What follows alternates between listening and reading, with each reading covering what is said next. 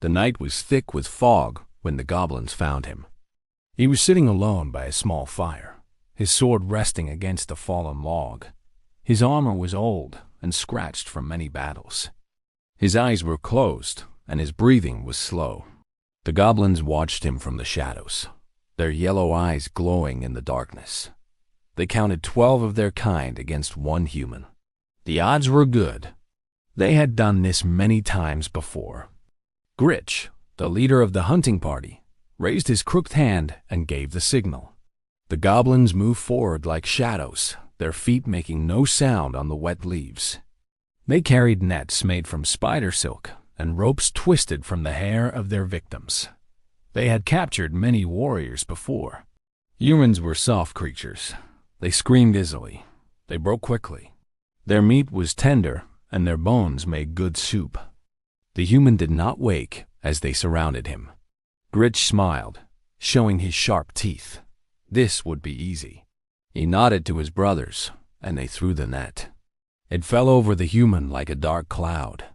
The goblins pulled the ropes tight, and the human's eyes opened suddenly. He tried to reach for his sword, but his arms were trapped. He struggled against the net, but the spider silk was too strong. The goblins laughed. Their voices were like broken glass scraping against stone. They pulled the human to the ground and tied his hands behind his back. One goblin kicked dirt onto the fire, and darkness swallowed the camp. Another goblin picked up the human sword and swung it clumsily. It was too heavy for his thin arms, and he dropped it. More laughter filled the air. They dragged the human through the forest. The ground was rough, and sharp rocks cut through his clothing. Branches scratched his face, and mud filled his mouth. But the human did not scream. He did not beg for mercy. He simply watched them with his cold blue eyes, and something about that gaze made Gritch uncomfortable. He pushed the feeling away. Humans always acted brave at first. They all broke eventually. The goblin caves were deep beneath the hills. Water dripped from the ceiling, and the air smelled of rot and old blood. Bones were scattered across the floor like forgotten toys. The goblins threw the human into a cage made of black iron and rusty chains. They locked the door with 3 heavy locks and hung the keys around Gritch's neck. The human sat in the corner of the cage. His hands were still tied, but he did not try to escape. He simply watched the goblins as they prepared their tools. There were knives of different sizes, hooks made from bent nails, and hammers with stained heads. The goblins liked to take their time with their victims. Pain was entertainment in these dark caves. Gritch walked to the cage and pressed his face against the bars. His breath was foul, like rotting fish left in the sun. He studied the human carefully. This one was different. Most humans cried by now. Most humans begged for their lives or promised gold for their freedom. But this one just sat there, silent and still. "You will scream," Gritch said. His voice was rough and ugly. They all screamed. The human looked at him. A small smile appeared on his face, and it sent a chill down Gritch's spine. "I know," the human said. "Someone will scream tonight." Gritch did not like the way the human said those words. He stepped back from the cage and grabbed a knife from the table. "Open the cage," he ordered his brothers. "Let us teach this human to fear us." 3 goblins unlocked the cage and pulled the human out. They threw him to the ground and held him down. Gritch stood over him with the knife in his hand. The blade gleamed in the torchlight. The other goblins gathered around to watch. They were hungry for entertainment. Gritch brought the knife down toward the human's arm. But before the blade could touch skin, something happened. The human moved. His hands, which should have been tied tight, were suddenly free. He grabbed Gritch's wrist and twisted hard. The sound of breaking bones echoed through the cave. Gritch screamed. It was a high, terrible sound that filled the dark tunnels. The human stood up in one smooth motion. He still held Gritch's wrist, and now he took the knife from the goblin's broken hand. The other goblins froze. They could not understand what was happening. This was not how humans behaved. Humans were weak. Humans were prey. The human threw Gritch across the room like a rag doll. The goblin leader hit the wall and did not get up. The other goblins attacked. They came at him with their claws and teeth, their crude weapons swinging wildly. But the human moved through them like water flows around stones. Each movement was precise and deadly. The knife flashed in the dim light, and goblins fell one by one. Screams filled the caves. But they were not human screams. They were the screams of goblins. The sound echoed through the tunnels and out into the dark forest above. Birds flew from trees in terror. Wolves howled in response. Something terrible was happening beneath the hills, and even the creatures of the night could feel it. The human worked his way through the caves. He had spent 3 days watching the goblins. He had memorized their patrol patterns and counted their numbers. When they captured him by the fire, they thought they had caught prey. They did not understand that they had invited death into their home. He was a soldier from the human colonies. His people had come to this world on great ships that sailed between the stars. They had landed on this planet expecting to find empty lands waiting to be settled. Instead, they found goblins and worse things hiding in the shadows. The first colonists had died screaming. The goblins had thought humans were easy prey. But humans learned. They always learned. And this soldier had learned very well. He found more goblins in the deeper caves. Some tried to fight. Some tried to run. It did not matter. The soldier had trained his entire life for combat. His reflexes were faster than any goblin could match. His strength was greater than they could imagine. Humans came from a heavy world with strong gravity. What seemed normal to him was supernatural to creatures from lighter worlds. The goblins had never understood why humans were so dangerous. They looked soft and weak compared to other species.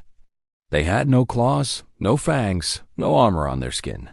But humans had something more valuable. They had minds that never stopped thinking. They had hearts that never stopped fighting. They had spirits that refused to break.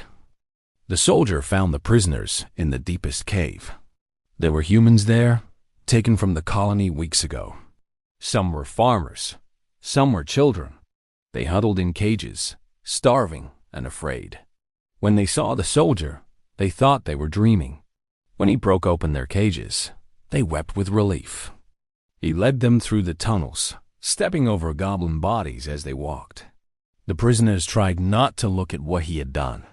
They focused on the light ahead, the promise of freedom. The soldier walked behind them, watching the shadows for any movement, but there was nothing left to fight. The screaming had stopped. They emerged from the caves as the sun rose over the hills. The forest was quiet now. The fog had lifted, and golden light painted the trees. The prisoners fell to their knees and kissed the ground. They had never expected to see the sky again. The soldier stood at the cave entrance and looked back into the darkness. He felt no pride in what he had done. War was not something to celebrate, but it was something he was good at. It was the gift his heavy world had given him. It was the legacy of his people, who had survived ice ages and plagues and wars that nearly destroyed them. He remembered the words of his grandfather, spoken long ago on Earth before they left for the stars. Other species will look at us and see weakness. His grandfather had said, "Let them. Our weakness is our greatest deception. We are not the strongest or the fastest, but we are the most stubborn creatures in the universe. We do not know when to quit. We do not know how to surrender. And that makes us more dangerous than any claw or fang." The soldier understood those words now. He had allowed the goblins to capture him. He had wanted them to take him to their caves. For weeks, the creatures had been raiding the colony, stealing people in the night. The colonists were farmers and builders, not warriors. They did not know how to fight back. So the soldier had volunteered to be bait. He had sat by that fire and waited for the goblins to come. They thought they were hunting him. They never realized that he was hunting them. He led the survivors back toward the colony. The walk took most of the day. The weaker ones needed rest, and the children needed to be carried, but they kept moving forward. They had seen what one human could do to an army of goblins. They had seen the truth that the goblins would never understand. Humanity had not conquered the stars by being gentle. They had not survived on a dozen hostile worlds by being weak. They were the apex predators of a death world called Earth. They had killed their own apex predators and taken their place at the top of the food chain. Now they walked among the stars, and any creature that mistook their soft appearance for weakness made a fatal error. The colony welcomed the survivors home with tears and cheers. Mothers held their children. Husbands embraced their wives. The soldier stood apart and watched the celebration. He was happy for them, but he could not join their joy. He knew that this battle was just the beginning. There were more creatures in the darkness, more threats waiting to strike. That night, the colony held a feast. They tried to honor the soldier with gifts and praise, but he refused everything except a meal and a place to sleep. "I did what needed to be done," he said. Any human would have done the same, but the survivors knew the truth. They had seen the screams that echoed through the dark forest. They had seen the bodies in the caves. They had seen what humanity truly was when pushed to the edge, and they understood now why the goblins would never trouble them again.